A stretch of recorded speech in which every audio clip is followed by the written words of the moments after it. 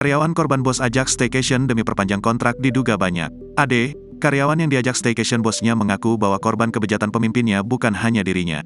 Tak hanya makan-makan, bos tersebut dikatakannya kerap mengajaknya menginap di hotel. Dari pengakuan Ade, ada karyawati lainnya yang juga menjadi korban bosnya tersebut. Namun, korban lainnya tak berani melapor soal aksi sang bos. Hal itu membuat Ade memberanikan diri melaporkan bosnya itu ke pihak kepolisian. Mungkin ada beberapa karyawati yang dimodusin seperti saya. Cuma yang lain enggak pada berani buat lapor kayak gini. Makanya saya wakilin buat berani speak up begini, biar kedepannya enggak ada yang mau dimodusin begitu, pungkas Ade. Adapun kata Ade, bosnya itu memiliki jabatan tertinggi di perusahaan tersebut.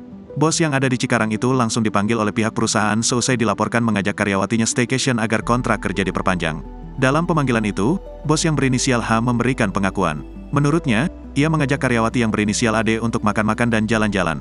Sementara Rudi yang merupakan kuasa hukum perusahaan yang bersangkutan tidak menjelaskan apakah H membuat syarat tersendiri untuk memperpanjang kontrak karyawatinya. Saat ini, H telah dinonaktifkan sementara dari pekerjaannya.